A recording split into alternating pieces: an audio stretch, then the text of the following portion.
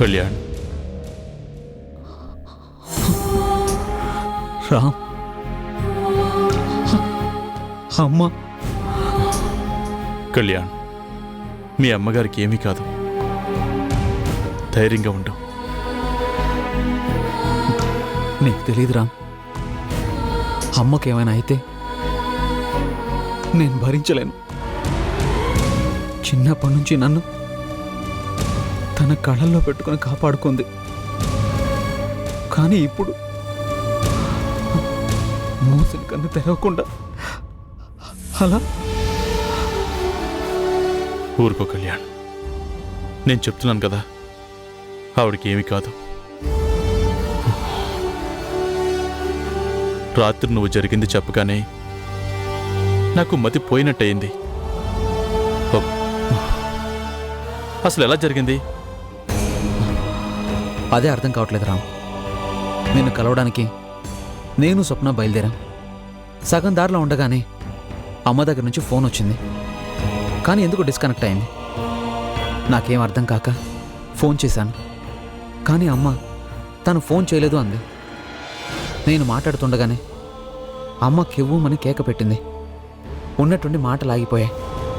Car reverse చేసి నేనొచ్చి చూసేసరికి నేల మీద స్పృహలేని స్థితిలో పడుంది. అప్పటి నుంచి ఇప్పటిదాకా అలాగే అలాగే.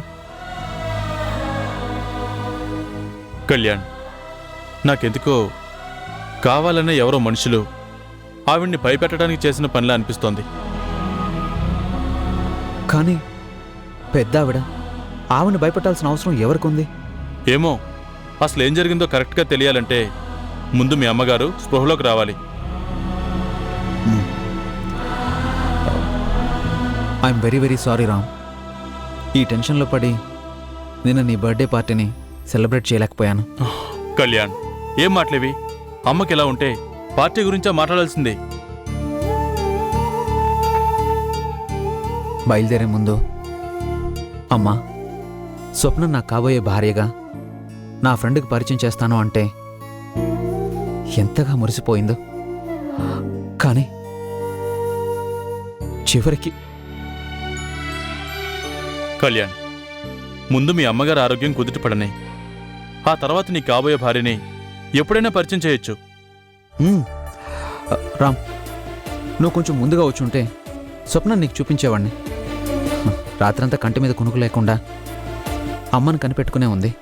ఇంతకు ముందే తన ఫ్రెండ్తో కలిసి ఇంటికెళ్ళింది. కళ్యాణ్, దేనికైనా టైం రావాలి అంటారు. నాకు నీ కాబోయే శ్రీమతిని చూసే టైం ఇంకా రాలేదు. No problem. నా బర్త్డే పార్టీలో మిస్ అయితేనే నీ మ్యారేజ్ పార్టీలో తప్పకుండా చూస్తాను. స్వప్న, నా ఫ్రెండ్ కళ్యాణ్ స్వప్న సుందరి ఎలా ఉందో చూశాక అప్పుడు చెప్తాను. Thank you. అమ్మ జాగ్రత్త. ఉంటాను. బాయ్.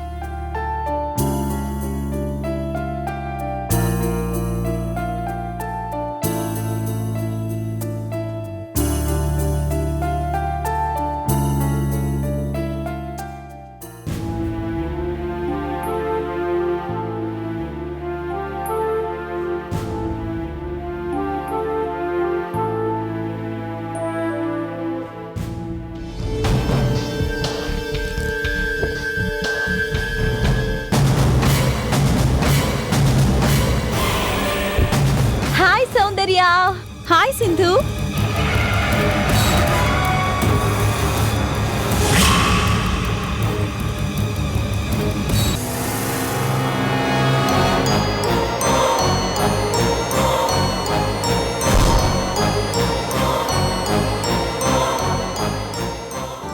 సౌందర్య, హాయ్. హాయ్. కరెక్ట్ గా చెప్పిన టైంకి వచ్చేసావే. చెప్పిన టైంకి రావటం మాత్రమే కాదు, చెప్పింది చెప్పినట్టు జరిపిస్తాను కూడా. Hi uncle. Hi aunty.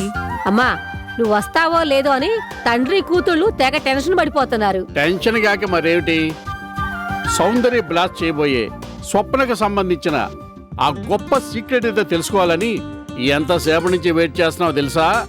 సౌందర్య చెప్పమ్మా, అసలేమిటి నీ ప్లాన్? బాగానే ఉంది. ఏదో ఇంటర్వ్యూకి వచ్చినట్టు తను రాగానే ప్రశ్నల మీద ప్రశ్నలేమిటి? అవును డాడీ, తింటూ మాట్లాడుకుందాం. ఓకే అయితే ఇంకెందుకు ఆలస్యం, రెడీ చేయండి. నువ్వు నాతో రావే, నా రూమ్ లో ఫ్రెష్ అవుదు గాని. Okay come.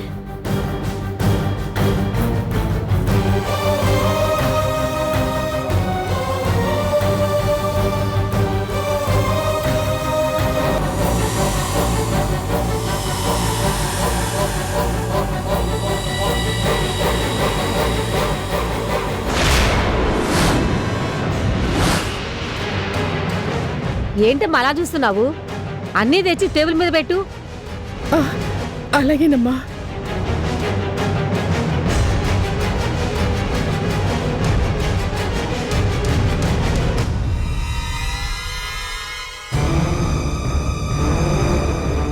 ఏమండి, రండి మీరు భోంచేద్దరు గాని. మ్మ్.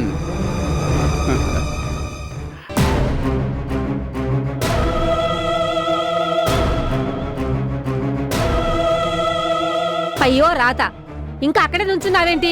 త్వరగా వెళ్ళి తీసుకురా. తెస్తున్నానమ్మా.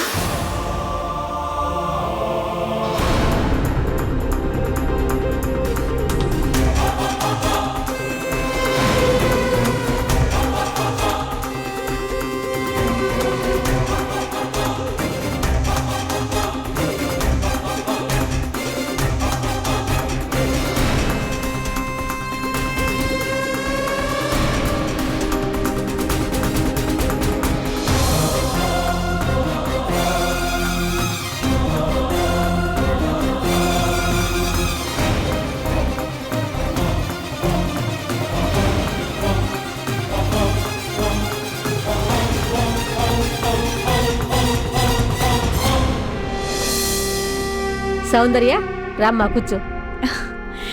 Aunty please, no formalities. Soundarya, అంత పెద్ద బిజినెస్ మ్యాగ్నెట్ హర్ష గారి కూతురు అయ్యుండి కూడా ఇంత మర్యాదగా, పెద్దలంటే ఇంత వినయంగా ఉన్నావంటే నిజంగా నిన్ను మెచ్చుకోవాల్సిందే.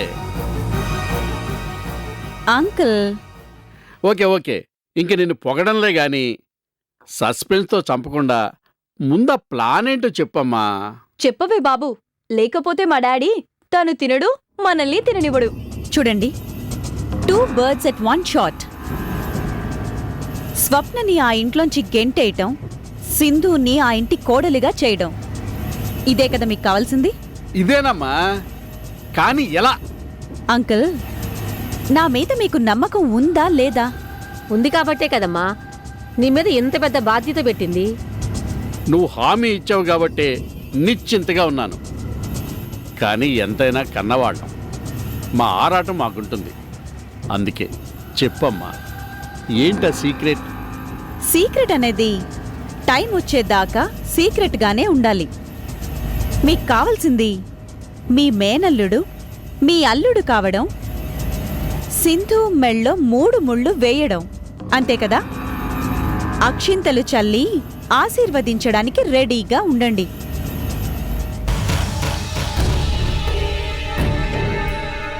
ఏమ్మా కూర బాగలేదా?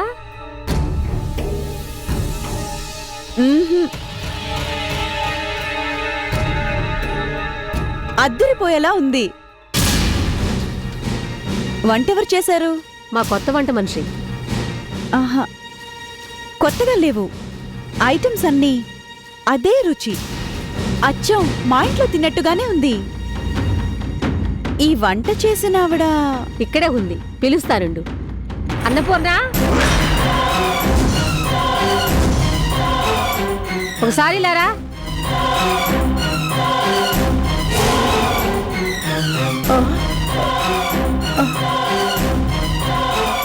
రమ్మంటుంటే ఏం చేస్తున్నావు?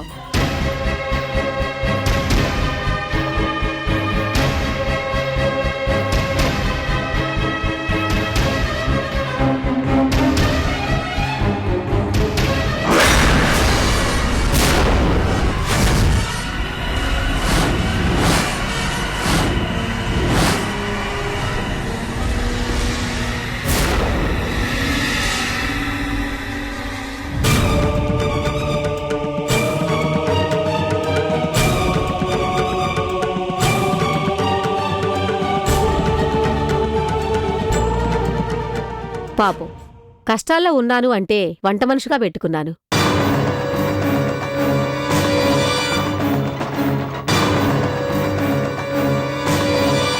నెలకు 3000 జీతం పోతేనే మీ ఆంటీకి వంట చేసే బాధ తప్పింది. ఏంటే ఆవిడ్ని చూడగానే అలా షాక్ అయ్యావు? మా వంట మనిషి నీకు ముందే తెలుసా? తెలుసు. తెలుసా? ఎలా? ఇలాగే. ఇలాగే అంటే మా అన్నపూర్ణమ్మ ఒకప్పుడు మీ ఇంట్లో కూడా వంట చేసిందా? అన్నపూర్ణాదేవి కదా, చాలా ఏళ్లు పనిచేసింది వంట మనిషిగా. అందుకే అన్నమాట రుచి చూసి చూడగానే ఠకీమని గుర్తుపట్టేశావు. డాడీ, దట్ ఈస్ సౌందర్య. తను గాని ఏ పోలీస్ డిపార్ట్మెంట్ లోనూ చేరుంటే ఈ పాటికి దొంగలందరికీ హడలు పుట్టించేది. అంతేగా? ఇప్పుడు మాత్రం ఏం తక్కువండి. ఆవులించకుండానే పేగులు లెక్క పెడుతుందనే కదా మీ కూతురు బాధ్యతని సౌందర్యకి అప్పగించింది. అమ్మా సౌందర్య, ఇక నిన్ను నా ప్రశ్నలతో విసిగించను. నా కూతురి పెళ్లి బాధ్యత మొత్తం నీదే. నీట ముంచినా పాల ముంచినా అంతా నీదే భారం. మొత్తం మ్యాటర్ అర్థమైంది కదా, ఇక నీ ఇష్టం. మొత్తం మ్యాటర్ అర్థమైంది. చూస్తూ ఉండండి ఏం చేస్తానో, ఎవరికి ఎలాంటి షాకులు ఇస్తానో.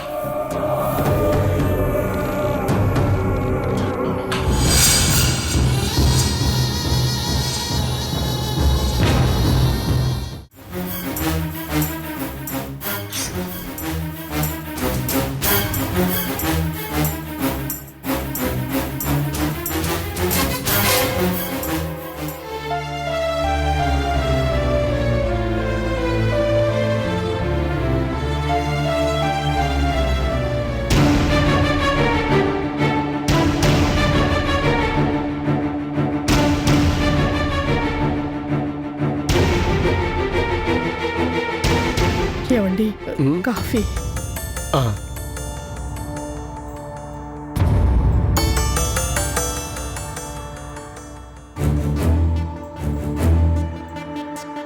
అన్నపూర్ణ, కాఫీలో పంచదార కలపడం మర్చిపోయినట్టున్నావు. టెన్షన్లో ఉన్నారు కదా మామగారు, పాపం మర్చిపోయి ఉంటారు. సౌందర్య, ఏ చెప్పొద్దా?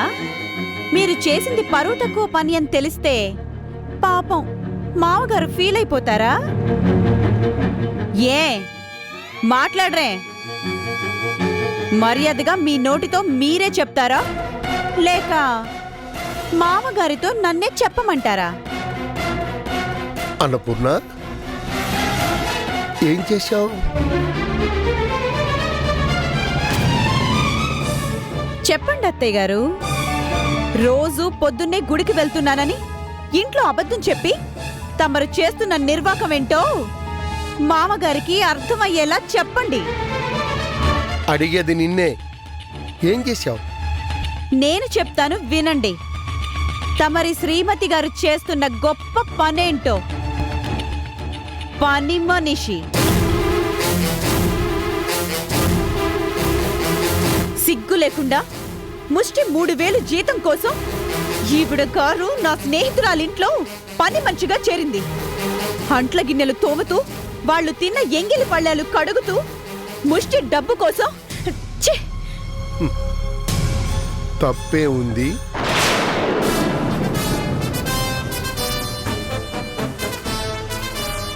ఏమన్నారు? తప్పేముందా? మీ ఆవిడ గారు ఎవరింట్లోనో పని మంచిగా చేరింది అంటున్నాను. చేరితే తప్పే ఉంది అంటున్నాను. ఈ ప్రపంచంలో ఏ మనిషి అయినా పనిచేసేది డబ్బు కోసమే. లాయర్లు కోర్టులో డబ్బు కోసం వాదిస్తారు. వైద్యుల ఆసుపత్రిలో డబ్బు కోసమే వైద్యం చేస్తారు. ఉద్యోగుల ఆఫీసులో పనిచేసేది కూడా డబ్బు కోసమే. మీకేమైనా మెంట్ల కిందా? ఏం మాట్లాడుతున్నారు? సిగ్గు లేకుండా ఈవిడ గారు ఇప్పుడు పని చేయటం లేదు కదా, కొంపల్ని కోల్చడం లేదు, మనుషుల మధ్య మంటని రేపటం లేదు, దేశద్రోహం చేయటం లేదు. ఇండియన్ పీనల్ కోడ్ ప్రకారం ఇది నేరం అనే ఏ పని చేయటం లేదు. పని మనిషిగా పనిచేస్తుంది, కష్టపడి సంపాదించుకుంటోంది. ఇందులో తప్పేముంది కోడాలా? ఏమండి అన్నపూర్ణ, ఇందాక నుంచి టెన్షన్గా కనిపిస్తున్నావు. ఇందుకేనా? కోడలు చెప్పేదాకా ఎందుకు? నువ్వే నాకు ముందుగా చెప్పుండొచ్చుగా. ఏమండి మీరు అన్నపూర్ణ, ఈ నిజం తెలిసి నేను తిడతాననుకున్నావా? కోపంతో మండిపోతాననుకున్నావా? ఇన్నేళ్లు డబ్బు కోసం రాత్రింపగళ్ళు కష్టపడి నేను చేసింది పనే కదా. మామయ్య గారు, సిగ్గు లేకుండా ఈవిడ గారు ఎవరింట్లోనో పని మంచిగా చేస్తోంది అంటే తిట్టిపోయడానికి బదులు మెచ్చుకుంటున్నారా? కట్టుకున్నవాణ్ణి, నాకు లేని బాధ నీకెందుకు కోడలా?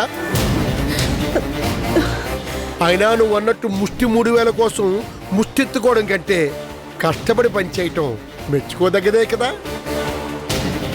ఏమండి మీరు ఏంటన్నపూర్ణ, అరిగిపోయిన రికార్డులాగా మీరు మీరు మీరు మీరు అంటావు. వెళ్ళి కాఫీలో 2 చెంచాల పంచదార కలిపి తీసుకురా. Stop it. మామయ్య గారు, అసలు ఒంటి మీద స్పృహ ఉండే మాట్లాడుతున్నారా? ఇదిగో నాడు కూడా బాగానే కొట్టుకుంటుంది. I'm okay. కానీ నువ్వే కోడలా ఏదేదో ఊహించుకొని ఊరికి అప్సెట్ అయిపోయావు. ఇప్పుడు శ్రీశ్రీ గారు తెలుసు కదా, ఆయనేమన్నారు? తాజ్ మహల్ నిర్మాణానికి రాళ్ళెత్తిన కూలీలెవరోయ్ అన్నారు. పొలాలనన్నీ హలాల దున్ని ఇలా తలంబున హేమం పండుగ శ్రమించి శ్రమించి శ్రమించి పని చెయ్యాలోయ్ అని అనలేదు. శ్రమజీవుల స్వేదానికి ఖరీదు కట్టే షరాబు ఎవడోయ్ అని సూటిగా ప్రశ్నించలేదు. Dignity of labour. ఇప్పుడు పని మనిషిని పని మనిషి అనకూడదు, servant maid, lady servant maid అనాలి. నీ పుట్టింటి నుంచి తీసుకొచ్చావే ఆ దొంగ, అదే మంగ, అది చెప్పింది నీకు గుర్తులేదు? నిలువునా చీరేస్తారనుకుంటే సపోర్ట్ చేస్తూ మాట్లాడతారా? ఛ! అయినా నాదేం పోయిందిలే. అందుకే కందకి లేని దురద కత్తిపెట్టకెందుకు అని. చూడు, నా భార్య ఎప్పుడు ఏది చేసినా కరెక్ట్ గానే చేస్తుంది.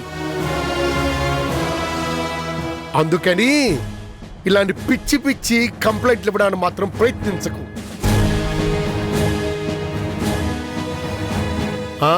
అన్నపూర్ణ, కోడలకి బుర్ర వేడెక్కిపోయినట్టుంది. నాకు నీ మీద పితూరులు చెప్పాలని తల్లకిందులుగా తపస్సు చేస్తోంది. పాపం, తనకు కూడా వేడి స్ట్రాంగ్ కాఫీ ఒక కప్పుడు ఇవ్వు. అక్కర్లేదు, మీరే తీరిగ్గా పెట్టించుకుని తాగండి స్ట్రాంగ్ కాఫీ, ఈ శ్రమజీవి గారి చేతుల మీదుగా. ఛ!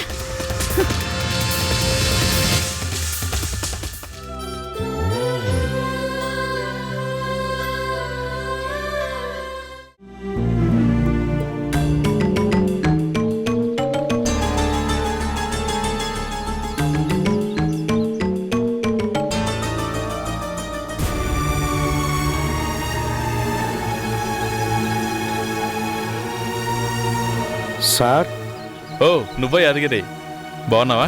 నేను బాగానే ఉన్నాను సార్. కానీ మీరేంటి ఇలా అయిపోయారు? ఎలా అయిపోయాను?